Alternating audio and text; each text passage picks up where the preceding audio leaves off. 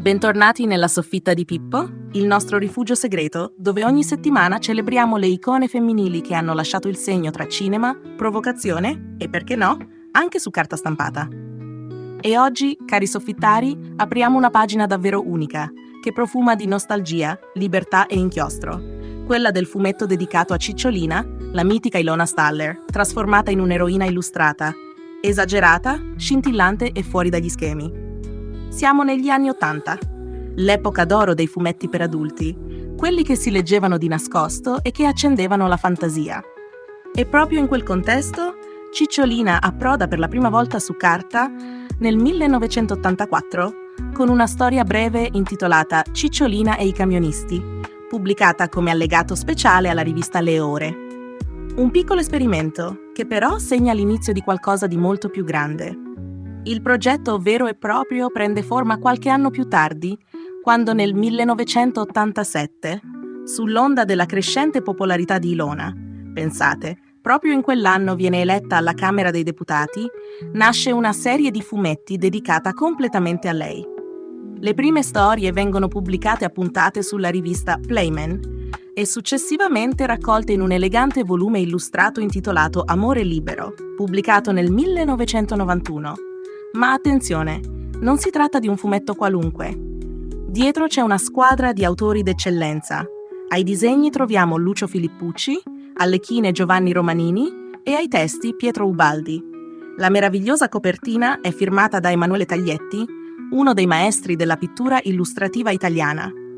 Il progetto fu fortemente voluto da Riccardo Schicchi e realizzato sotto la guida di Francesco Coniglio, i Halo, due nomi storici della comunicazione più audace dell'epoca. L'obiettivo?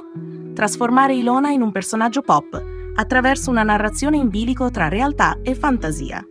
Nel fumetto, Cicciolina viene presentata come una sorta di dea dell'amore libero, scelta dagli dei per portare armonia e benessere in un mondo pieno di tensioni e conflitti. Accompagnata da un buffo cupido sotto forma di orsetto, attraversa situazioni sempre diverse, promuovendo una visione del mondo basata sul piacere, la pace e la spontaneità. Una delle trame principali racconta la sua battaglia contro la Lega della Moralità, un gruppo conservatore che tenta di censurare la sua voce radiofonica. Ma la nostra protagonista, aiutata dalla sua affascinante compagna Fosca, saprà ribaltare la situazione, diventando simbolo di libertà d'espressione e indipendenza. Il fumetto è ricchissimo di riferimenti alla vita reale di Ilona, dal programma notturno su Radio Luna alle sue posizioni politiche, passando per il suo ruolo da artista anticonformista.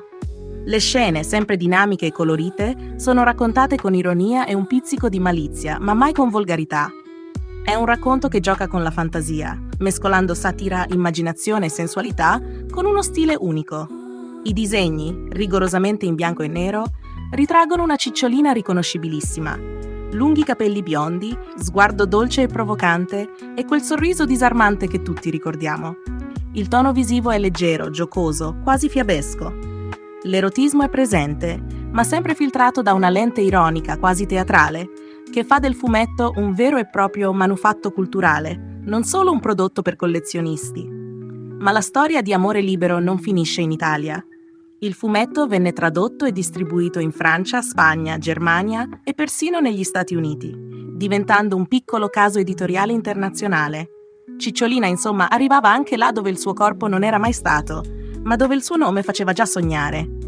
Il personaggio apparve anche su altre riviste come Tilt e Blitz, con rubriche illustrate in cui Ilona spiegava, con tono giocoso ed educativo, i segreti del benessere e dell'amore, sempre con quel suo tocco sbarazzino e senza filtri.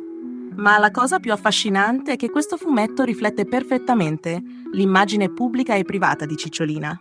Una donna che ha sempre unito tenerezza, ironia, libertà e sensualità in una miscela unica. Una figura che ha saputo raccontarsi senza vergogna, reinventandosi tra palcoscenico, Parlamento e tavole disegnate.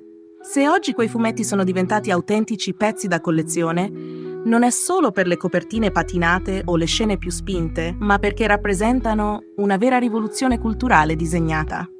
Un manifesto colorato di una libertà tutta italiana, con il volto e il corpo di una delle donne più chiacchierate, amate, contestate e indimenticabili del nostro tempo. E allora, miei cari soffittari, Se vi è piaciuto questo viaggio tra disegni e desideri, lasciate un like, iscrivetevi alla Soffitta e scriveteci. Quale altra icona dell'immaginario vorreste esplorare nel prossimo episodio? Alla prossima e ricordate, anche tra le nuvolette di un fumetto, certe rivoluzioni possono iniziare con un sorriso.